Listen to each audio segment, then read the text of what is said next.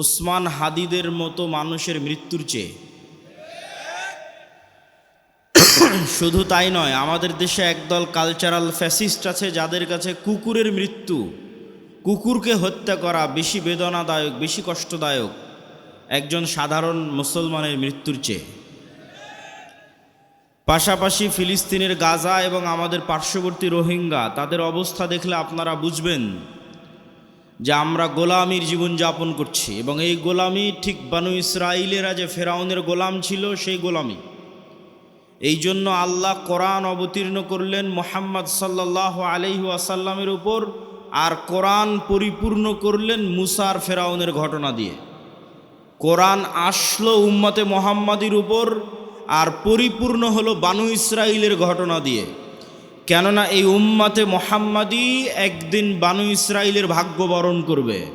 যা রাসূলুল্লাহ সাল্লাল্লাহু আলাইহি ওয়াসাল্লাম বলেছেন, এক জুতার পাট আর এক জুতার পাটের সাথে যেভাবে মিলে যায়, আমার উম্মত বানু ইসরাইলের সাথে সেভাবে মিলে যাবে।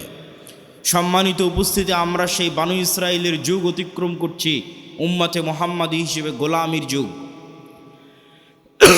আর মুসা আলাইহিস সালাতু ওয়াস সালাম যেই পদ্ধতিতে বানু ইসরাইলকে আজাদ করেছেন, স্বাধীন করেছেন, ওটাই রাস্তা উম্মতে মুহাম্মাদিকে মুক্ত করার, আজাদ করার, স্বাধীন করার। তো সেই রাস্তা আপনাদের সামনে তুলে ধরা আজকের বক্তব্যের বিষয়বস্তু। তবে বক্তব্যের শুরুতে আরেকটি জরুরি গুরুত্বপূর্ণ কথা। এই যে আল জামিয়া সালাফিয়ার বিবরণ শুনলেন, আপনারা রংপুর বিভাগের মানুষ, দিনাজপুরের মাটিতে এই যে বিশাল প্রতিষ্ঠান, বিশাল মসজিদ, ভবিষ্যতে একাডেমিক ভবন, আবাসিক ভবন, এগুলো যে গড়ে উঠতেছে, এগুলো শায়েখ আব্দুর রাজ্জাক বিন ইউসুফ বারবার আপনাদের বক্তব্যে বলেছে যে বিদেশি কোনো এনজিওর টাকায়, বিদেশি কোনো যে সংস্থা বা বিদেশি কারো এরকম কোনো টাকায় নয়, বরং আপনাদের মতো সাধারণ জনগণ, আমাদের দেশেরই যারা প্রবাসে থাকে তাদের টাকায়। তো দানের কথা বললে অনেক সময় মানুষ জিনিসটাকে নেগেটিভ নেয়, যে আসলে দান কেন। এই জন্য 2-5 মিনিট দানের একটু কারণ শোনেন যে দান কেন।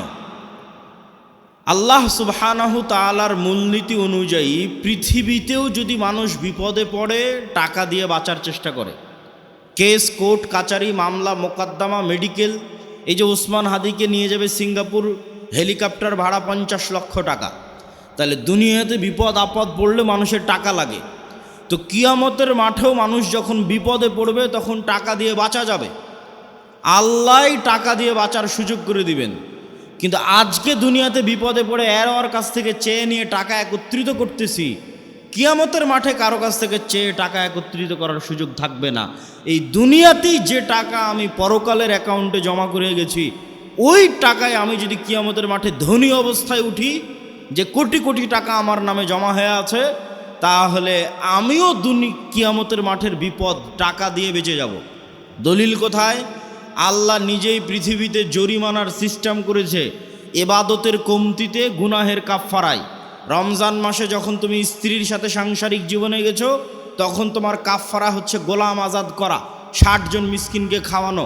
তো গোলাম আজাদ করতে টাকা লাগে, 60 জন মিসকিনকে খাওয়াতে টাকা লাগে, তাহলে গুনাহের কাফফারায় টাকা, ইবাদতের কমতিতে টাকা। তুমি হজ করতে গেছো, উমরা করতে গেছো, হজ উমরা করতে গিয়ে কোথাও ভুল ত্রুটি হয়েছে, মুআল্লিম বলবে দম দাও, দম মানে খাসি, দুম্বা কুরবানি করতে হবে, তাহলে ইবাদতের কমতিতে টাকা। এখন পৃথিবীর কোনো মানুষ গ্যারেন্টি দিতে পারবে না যে আমি আমার ইবাদতের জোরে জান্নাতে যাব, কেননা কেউ গ্যারেন্টি দেওয়া কঠিন যে আমি ফরজ সালাত একদিনও মিস দেইনি, একদিনও কাজা করিনি 10 বছর বয়স থেকে। কেউ যদি গ্যারেন্টি দেয় হ্যাঁ আমি গত 30 বছর 40 বছর 1 ওয়াক্ত কাজা করিনি, এটা গ্যারেন্টি দেওয়া কঠিন যে এই যে 1 ওয়াক্ত আমি কাজা করিনি আর প্রত্যেক ওয়াক্ত সালাতের শুরু থেকে শেষ পর্যন্ত আমি শুধু আল্লাহকে স্মরণে রেখেছি, এটা গ্যারেন্টি দেওয়াও কঠিন। এই জন্য মানুষ ইবাদতের চ্যালেঞ্জে জান্নাতে যাওয়ার চ্যালেঞ্জ দিতে পারবে না, ঠিক গুনাহ থেকে মুক্ত থাকার গ্যারেন্টি কেউ দিতে পারবে না যে আমি নিষ্পাপ, আমি নিষ্কলুষ, আমি পাপ মুক্ত, এই গ্যারেন্টি কেউ দিতে পারবে না। তাহলে জান্নাতের গ্যারেন্টি কোথায়? জান্নাতের গ্যারেন্টি দুধের রাস্তায়। ইন্নাল্লাহা আশতারা মিনাল মুমিনিনা আনফুসাহুম ওয়া আমওয়ালাহুম বিআন্না লাহুমুল জান্নাহ। মানুষ যদি তার পৃথিবীর সবচেয়ে দামি সম্পদ তার জীবন, তার নফস, তার রূহ আল্লাহর রাস্তায় জীবন দিয়ে শহীদ হয়ে যায়, তাহলে ওই শহীদের রক্তের ফোঁটা মাটিতে পড়ার আগেই তার যত ইবাদতের কমতি আছে আর তার যত গুনাহের কাফারা আছে সব মাফ হয়ে যায়। বলেন আল্লাহু আকবার। তাহলে নিশ্চিত জান্নাতের গ্যারেন্টি হচ্ছে জীবন দিয়ে শহীদ হওয়া। 2, নিশ্চিত জান্নাতের গ্যারেন্টি হচ্ছে টাকা দিয়ে জান্নাত কিনে নেওয়া। ইবাদতের কমতিও পূরণ হবে টাকা দিয়ে, গুনাহের কাফারাও হবে টাকা দিয়ে। তবে নতুন করে টাকা বানানো যাবে না, এখন দিয়ে রাখতে হবে, তাহলে ওইটা হবে।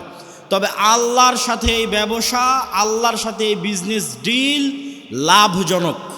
কি লাভজনক আল্লাহর সাথে এই ব্যবসায় বিজনেস ডিল? কেন লাভজনক? আল্লাহর সাথে এই বিজনেস শতভাগ লাভজনক। আপনি গুলশানে জমি কিনেন, ঢাকায় জমি কিনেন, রংপুর বিভাগে জমি কিনেন, এই যে জমি কিনবেন আপনি টাকা দিলেন, জমি নিলেন, তাই এখন যে আপনি দান করছেন এই টাকা কি আল্লাহর কাছে যাচ্ছে? কথা বলেন না, যে আল্লাহর কাছে যাচ্ছে? যায় না তো। এই টাকা দিয়ে যদি একটা ফ্যান কিনা হয় তাহলে ওই ফ্যানের বাতাস আপনিই খাবেন। এই টাকা দিয়ে যদি বিল্ডিং হয় ওই বিল্ডিং আপনার ছেলেই পড়বে। এই টাকা দিয়ে যদি গরু জবাই হয় ওই গরুর গোস্ত আপনিই খাবেন। তাহলে মাঝখান থেকে ফাও ফাও ফিরি ফিরি আপনি জান্নাত পেয়ে যাচ্ছেন। বলেন আল্লাহু আকবার। এই জন্য এর চেয়ে লাভজনক ব্যবসা আর নাই, যে টাকা দিয়ে জান্নাত কিনবো আবার টাকাটা আমি ব্যবহার করব। টাকা দিয়ে জান্নাত কিনবো আবার টাকা আমি ব্যবহার করব। মসজিদে আমি সালাত আদায় করবো, মাদ্রাসায় আমার ছেলে মেয়েই পড়বে, ফ্যান এসির বাতাস আমিই খাবো, যদি নিজে কুরবানি দিই কুরবানির গোস্ত আমি খাবো। শুধু ফাও ফাও ফিরি ফিরি আল্লাহ জান্নাত দিয়ে দিলেন। এই জন্য টাকা মোস্ট পাওয়ারফুল। এই জন্য ধনী অবস্থায় কিয়ামতের মাঠে উঠতে হবে, এটার চেষ্টা করতে হবে। কেন কিয়ামতের মাঠে বিপদে পড়লে কেউ বাঁচাতে পারবে না, আপনার টাকাই আপনাকে বাঁচাতে পারবে যদি দিয়ে গিয়ে থাকেন, যদি দুনিয়াতে থাকা অবস্থায় দিয়ে গিয়ে থাকেন। এটার সাহায্য নিয়ে আপনি কিয়ামতের মাঠে বাঁচতে পারবেন। সকল পাওনাদারের পাওনা পূরণ করতে পারবেন। কাকের নামে গীবত করেছেন, কার নামে অপবাদ দিয়েছেন, কার বিরুদ্ধে কিছু বলেছিলেন, কোথায় স্ত্রীর হক ভালো মতো দেননি, বাপ মায়ের সাথে ভালো ব্যবহার করেননি, কার মনে কি কষ্ট আছে কে জানে, সব কিয়ামতের মাঠে উপস্থিত হবে। সব আদায় হতে থাকবে আপনার দেওয়া টাকা থেকে, আর আপনি ওই টাকার জোরে বেচে জান্নাতে চলে যাবেন। বলেন আল্লাহু আকবার। এই জন্য প্রত্যেক মানুষের প্রোডাক্টিভ হতে হবে, ধনী হতে হবে, আল্লাহ রাস্তায় দান করতে হবে, ওসমান ইবনে আফফানের মতো হালাল উপায়ে। সম্মানিত উপস্থিতি, তো বক্তব্যের এই অংশ থেকে আমরা ধীরে ধীরে আগাই যে গোলামি থেকে মুক্তির জন্য অর্থনৈতিক মুক্তি বড় জরুরি। আজকে আমাদের আলোচনার বিষয়বস্তু গোলামি থেকে মুক্তির রাস্তা কি। তো দানের সাথে কানেক্টেড করে বক্তব্য সামনের দিকে আগাই। গোলামি থেকে মুক্তির জন্য অর্থনৈতিক দাসত্ব থেকে মুক্তি জরুরি।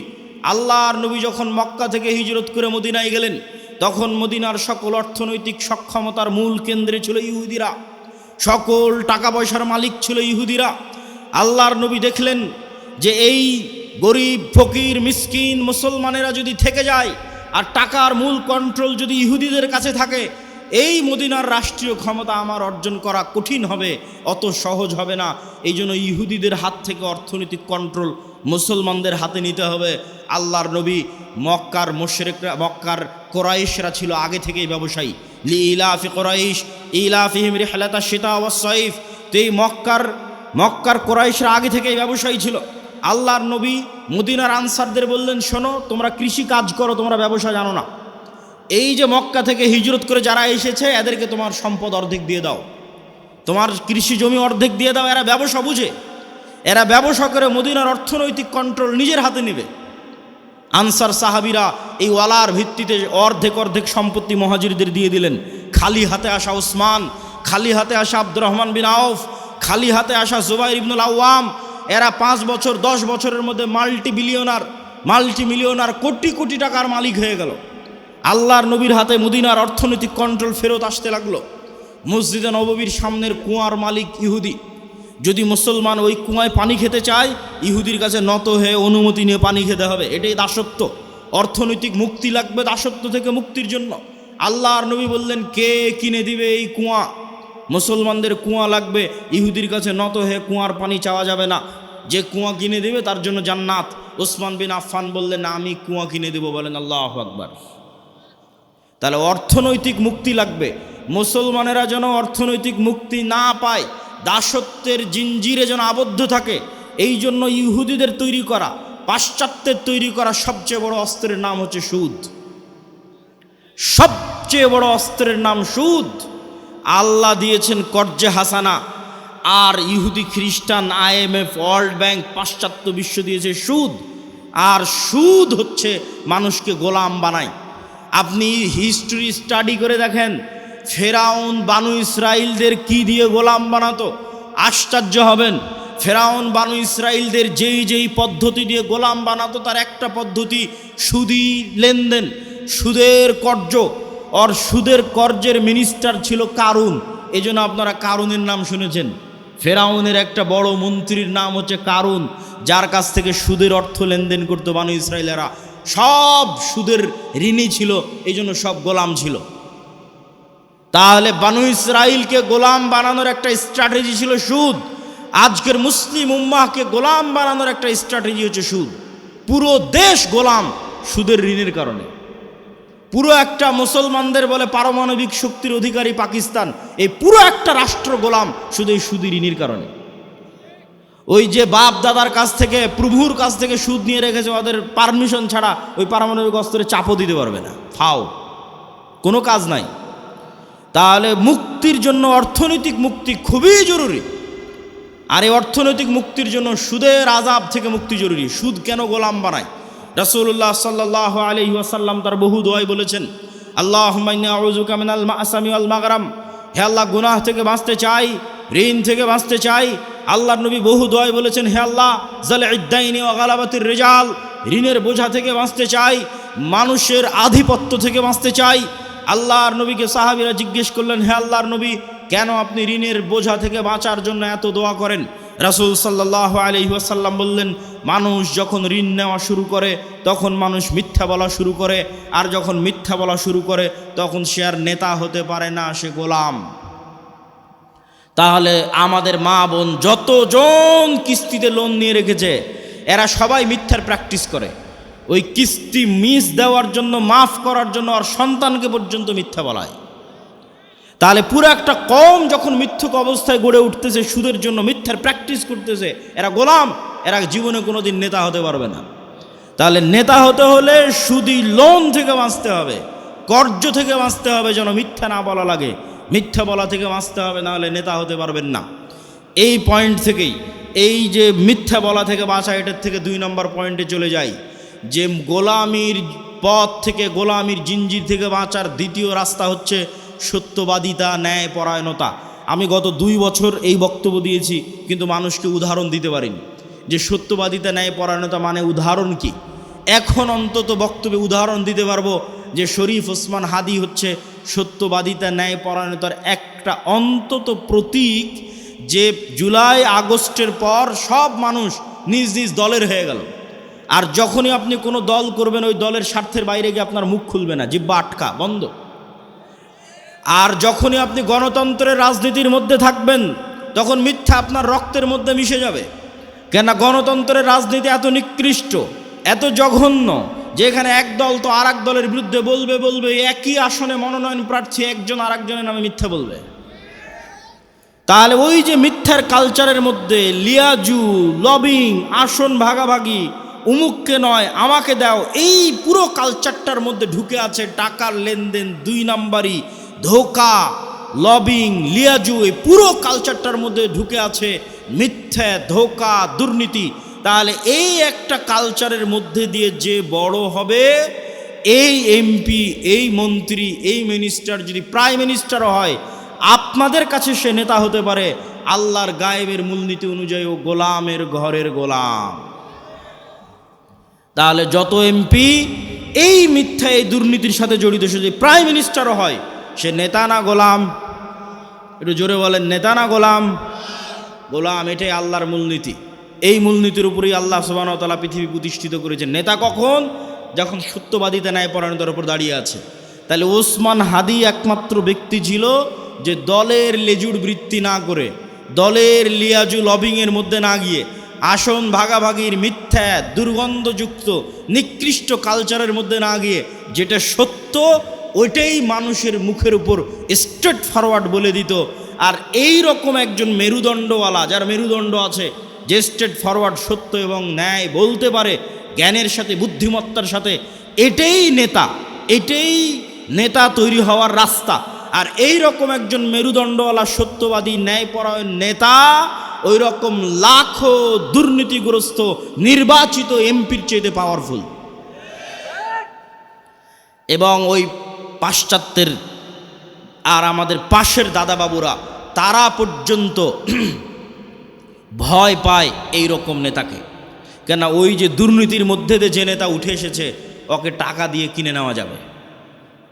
ভারতও ওকে কালকে টাকা দিয়ে কিনে নিতে পারবে, আমেরিকাও ওকে কালকে টাকা দিয়ে কিনে নিতে পারবে। ওকে বলবে তোমার যত দুর্নীতি করার ইচ্ছা করো, টাকা পাচার করে নিয়ে আমার দেশে চলে আসো, আমি যা বলবো তাই শুনবা। তো ও যেহেতু এই দুর্নীতির প্র্যাকটিসের মধ্যেই বড় হয়েছে, তো কোনোদিন দেশের পক্ষে কাজ করবে না, অন্য দেশের গোলামি করবে, অন্য দেশের গোলামি করবে। তাহলে গোলামি থেকে বাঁচার জন্য একটা প্রজন্ম তৈরি করতে হবে আপনাদের, যে প্রজন্ম হবে সত্যবাদী ন্যায়পরায়ণ, মিথ্যা এবং অন্যায়ের সংস্পর্শে যায়নি, মেরুদণ্ড বিক্রি করবে না টাকার কাছে। আপনি মাপবেন কেমনে যে আমি সত্যবাদী ন্যায়পরায়ণ কিনা? আপনি নিজেকে জিজ্ঞেস করেন যে আপনি আপনার পিতার সম্পত্তিতে আপনার বোনকে ন্যায়ের সাথে সম্পদ দিয়েছেন কিনা?